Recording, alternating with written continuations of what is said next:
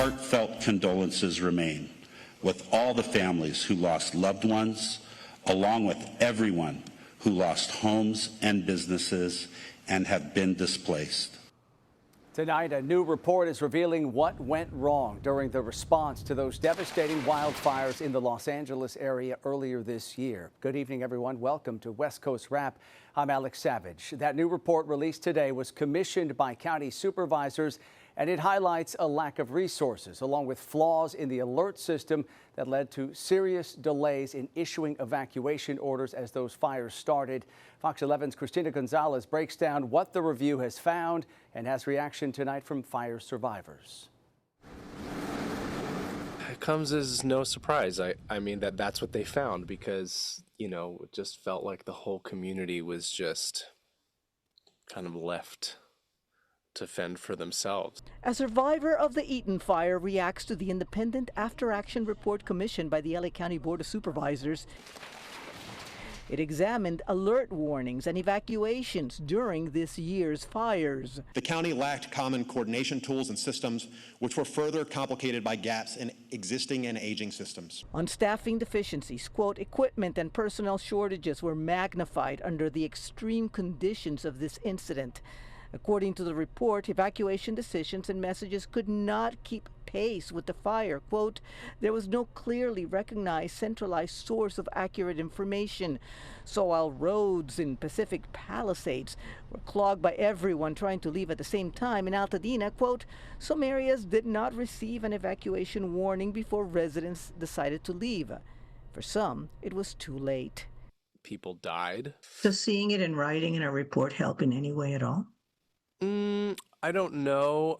To reignite like frustration and anger with what has happened, I almost feel like I'm just like picking at a scab in a way. Am I surprised? No, but I appreciate the fact that now I understand what we need to focus on as a board to make sure that what we begin to fix actually is going to make a difference.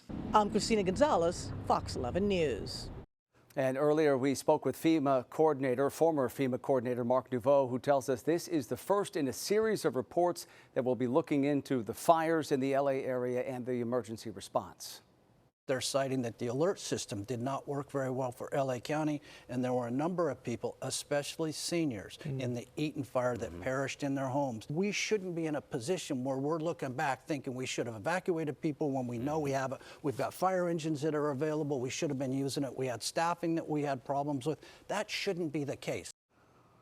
This isn't the first time there have been issues with alert systems related to wildfires. Investigations found similar issues during the 2017 Tubbs fire in Santa Rosa and the 2018 Camp Fire in Paradise, California.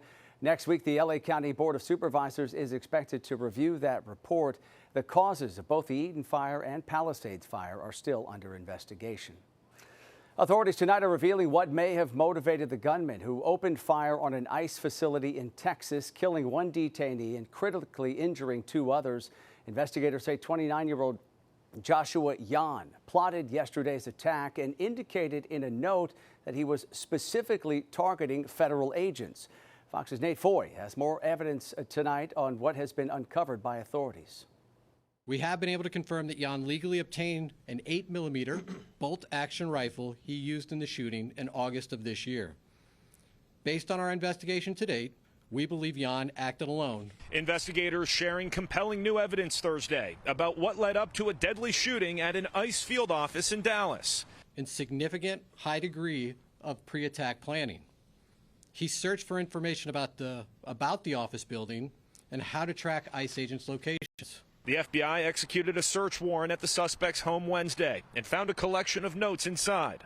A game plan of the attack and target areas at the facility.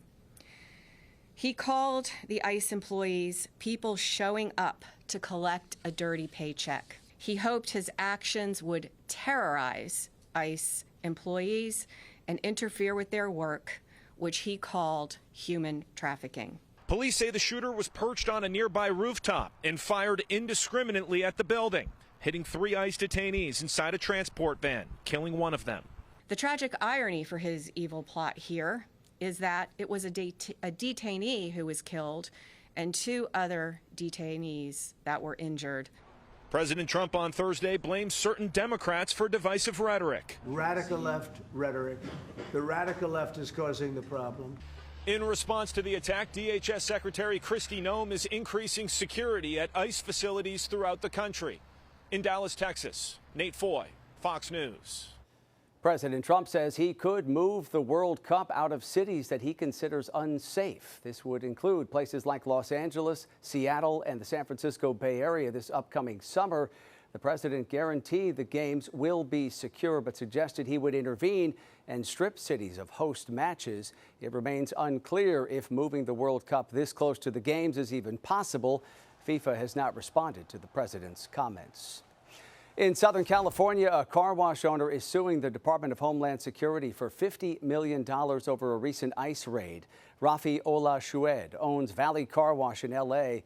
Earlier this month, masked federal agents raided that business. Shued says he was badly injured after agents body slammed him and pressed a knee on his neck. He also says he was ignored after pleading for medical help. That same car wash was raided earlier this summer.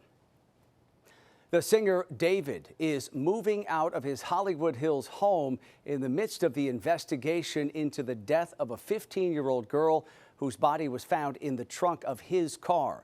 According to TMZ, there are surveillance cameras at the property, but the owner of the rental home doesn't have access to that footage. The body of Celeste Rivas was found in the trunk of a Tesla registered to the artist not far from his rental home. An Arizona man was found guilty today of murdering 8 people in 2017, including his mother and stepfather. During the trial for Cleophas Cooksey Jr., prosecutors presented forensic evidence, including ballistics and GPS data linking him to the murders. The defense in this case argued the evidence was flawed and noted the lack of eyewitnesses. Cooksey could now be facing the death penalty in this case. Today, authorities in Washington confirmed the death of Travis Decker, the man accused of killing his 3 young daughters and then going on the run. DNA recovered from bones in Chelan County matches Decker. Prosecutors are now closing the case against him, moving to cancel his arrest warrant. Decker was wanted for kidnapping and killing his 3 young daughters back in May. They are all survived by their mother. This is not going to bring Peyton, Evelyn, and Olivia back. If anything, we just hope that maybe she would sleep better at night. She wouldn't be looking over her shoulder. But we understand nothing we can do is going to reverse this travesty and bring her daughters back. Despite the court filing, the Chelan County coroner is still waiting for DNA results from the Washington State Crime Lab to identify those remains as Travis Decker. However, they say the cause and manner of death may never be known.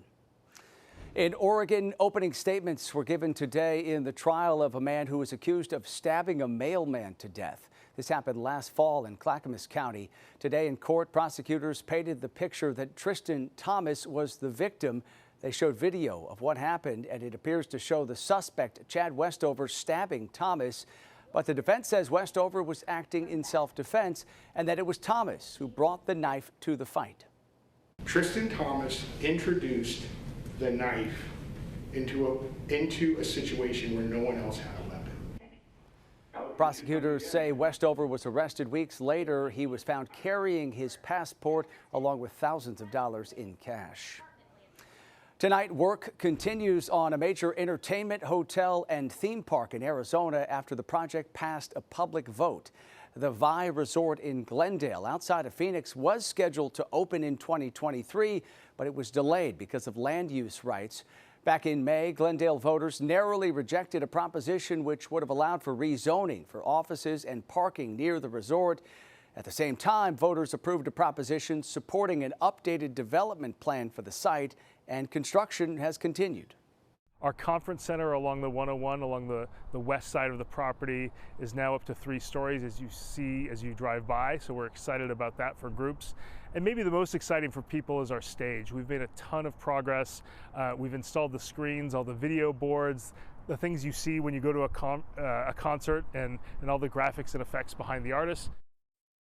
The office space at this site is close to being finished. Officials say it will open in 6 to 8 weeks. It's still unclear exactly when the resort itself will be opening.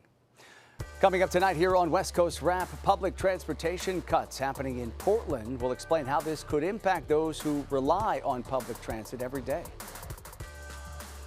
And in weather, here's a live camera looking out toward the Golden Gate Bridge, the San Francisco Bay Area. We'll update the West Coast Wrap forecast coming up after the break.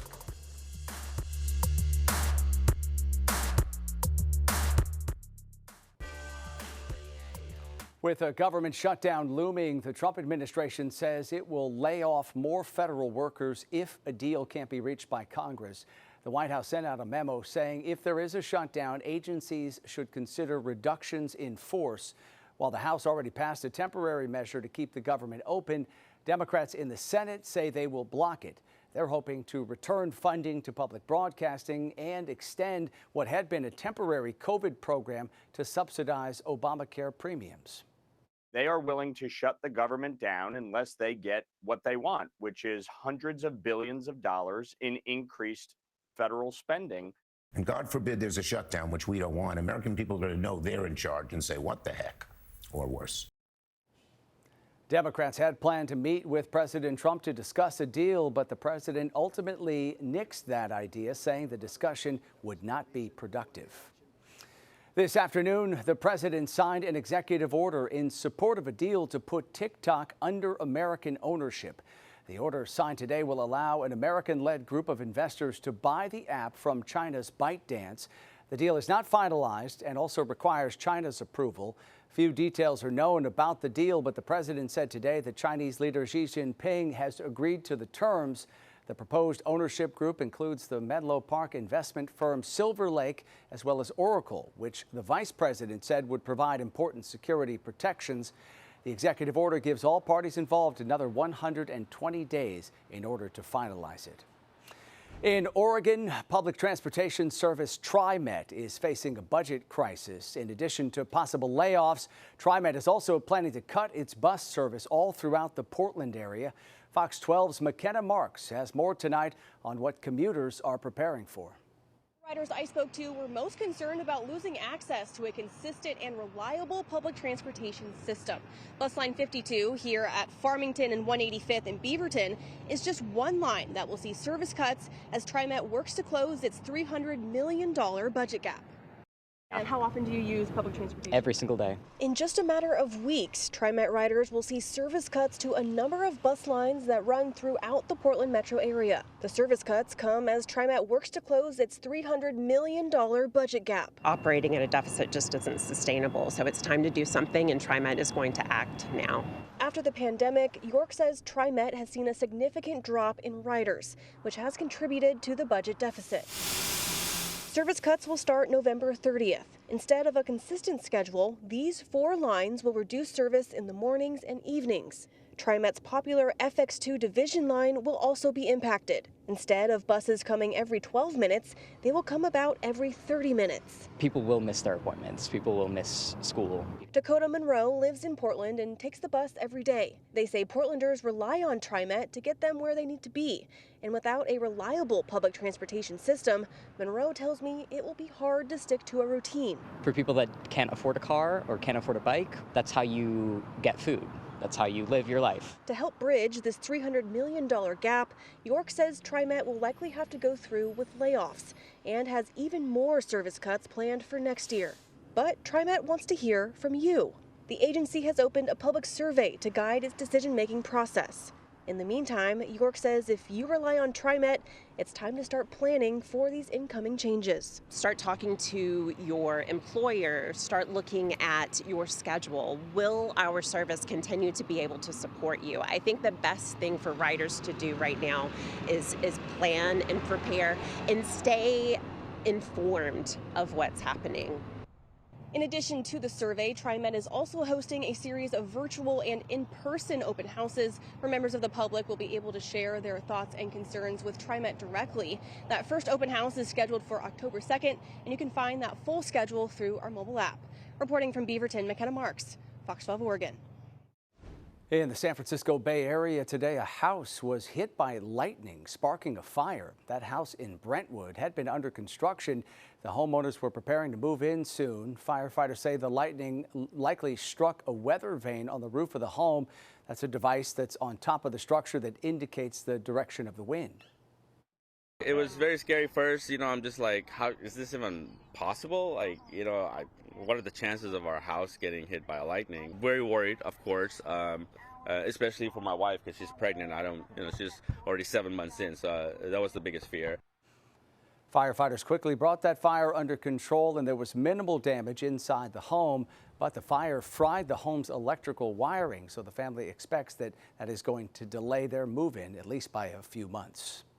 All right, we want to give you a live look now at the coast. Here is the pier at Santa Cruz, the boardwalk right here along the coast, with plenty of people likely heading to the beach this weekend, as we are going to see warmer temperatures. For more, let's bring in Chief Meteorologist Mark Tamayo for a look at the forecast all across the West. Hey, Mark. Hi there, Alex. Yeah, so warming temperatures for parts of the West Coast. Other areas a bit unsettled for tomorrow. In fact, you can see I'm standing in front of Arizona here, from Tucson and Casa Grande to Phoenix here. All these areas under a flood watch, as you can see, with some heavy downpours in the forecast for tomorrow as we do move into your Friday. So the system that produced the lightning strikes in the Bay Area yesterday is trekking toward Arizona, and that, as a result, is going to produce that shower activity. You see the radar coverage right now, as you can see, moving out of Arizona, approaching New Mexico. Some scattered rain showers for parts of Nevada and also out toward the Sierra. As we widen out the view here, some high clouds streaming into the Pacific Northwest, out toward Portland and Seattle, with that the weak band moving onshore. And here, this was the picture up in Seattle today, showing you a bit of some haze in the sky, partly cloudy skies. 62 degrees for an afternoon high. In the Bay Area, you can see some low clouds out towards San Francisco, getting ready to push back into the Bay. Upper 60s in San Francisco and in Phoenix. Those clouds definitely building up. A high today of 107 degrees. Cooler tomorrow, could be a damp day with those thunderstorms in the forecast. Right now, Phoenix is 100 degrees. Los Angeles in the upper 60s. Reno checking in 76, and low to mid 60s for Seattle and Portland right now. So here is the game plan. We have fair skies up towards Seattle, more sunshine for Denver, clearing skies for Los Angeles. It's a warm day for San Francisco, but clearly the main focus in terms of rainfall, we talked about the flood watch and the thunderstorms, will be out toward the Phoenix area for tomorrow. In fact, here's the forecast model. We'll put it into motion. This is your Friday morning, and you can see what happens into the afternoon hours. These showers, these thunderstorms could be flaring up. That could lead to excessive rainfall for tomorrow. So that's what we're going to keep an close eye on the radar for tomorrow out toward portions of Arizona. Here's the forecast over the next 3 days. Seattle, in fact, they could have a pattern change that could lead to some rain chances by Sunday. So it looks like maybe a bit of a storm door opening into early next week. For San Francisco, more sunshine tomorrow. Temperatures on track to reach the 70s. Pretty much the same story for Los Angeles. Denver, it looks like a sun-cloud mix with temperatures in the upper 70s to low 80s. But of course, we'll keep a close eye on the conditions in Phoenix with those thunderstorms kicking up and the flash, and then the flood watches in place that could turn into flash flood warnings as we head into your Friday. Yeah, you got to watch those storms closely. Okay, Mark, thank you. Las Vegas is betting on its locals to bring the city back to life as tourism rates continue to decline along the Strip.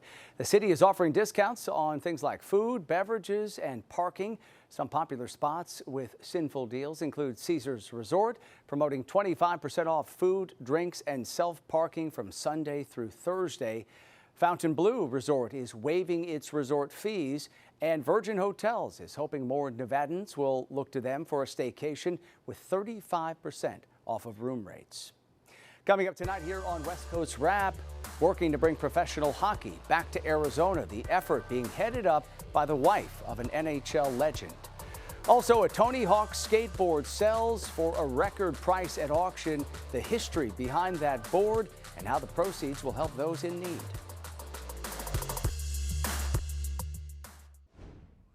Tonight, we are learning more about an advisory panel that would help to bring the NHL back to Arizona. The panel was started by Andrea Doan, the wife of Arizona Coyotes legend Shane Doan. It's been more than a year since the Arizona Coyotes left the state and eventually became the Utah Mammoth. The committee is now searching for potential team owners as well as land for a new stadium. This wouldn't be happening if there was, if the people involved didn't think it was a possibility and didn't want to make sure that they could try to rewrite the narrative here to make it and have it done the right way. Maricopa County leaders in the Phoenix area have already started speaking with NHL Commissioner Gary Bettman about what it would take to bring a team back to Arizona, but so far no timeline has been set out for the committee's work. A major milestone for the Seattle Mariners as they clinch their first AL West division title since 2001. Mariners slugger Cal Raleigh hit his 60th home run last night in Seattle's win against the Rockies. He's the first catcher to ever hit 60 home runs in a season. The Mariners can clinch home field advantage in the American League Divisional Series if they win one of their remaining regular season games. One of the skateboards that was used by the legendary Tony Hawk has sold at an auction in his hometown of Vista, California for $1.5 million. Julian's Auctions says the skateboard was used at the 1999 X Games when Hawk landed the first ever 900 trick during the competition. The sale doubled the expected pre-sale estimate and set a record for the highest amount a skateboarding item has ever sold for. Hawk says the money from the sale will go toward his nonprofit organization, the Skate Park Project, which helps to build public skate parks in underserved communities. Hawk says he hopes the skateboard is important to the buyer. I've never been really sentimental about my gear, and I basically threw away all my trophies through the years, and so to have this remain was actually a surprise. But it represents that era of skating to me, obviously that event, 99 X Games. So I'm hugely proud of it, but I feel like it was time to let it go. The gear that Hawk was wearing during the X Games back in '99 was also up for auction here, all of it selling above the original estimates. And finally tonight, a viral YouTube sensation is in the Bay Area as part of his live stream tour of the country. Channel 2 Oakland, what's up, y'all? It's iShow Speed. I'm about to be in Oakland. We about to be turning up. Oakland, let me see y'all energy. That's iShow Speed at YouTube headquarters in San Bruno earlier today. Today marks day 29 of his month-long national tour, and there was a huge crowd of fans gathered outside the headquarters there in San Bruno to catch a glimpse of Speed, and he had a lot of fans showing up all across the Bay Area today. There's Speed with the mayor of San Francisco. He has 40 million followers on TikTok and Instagram and is known for challenging celebrities and athletes as well as for streaming 24/7. He even got to drive or ride there in a fire truck in San Francisco. He also stopped by City Hall as well and also hit a couple of tourist spots across San Francisco, including Fisherman's Wharf today. Looks like a fun time. That does it for West Coast Wrap tonight. We appreciate you watching as always. And a reminder, before we head out here, you can stay up to date on all the big stories we're covering across the West by heading to our website. It's westcoastwrap.com. And stream our shows on your smart TV. All you have to do is download that free Fox Local app. Have a great night, everyone.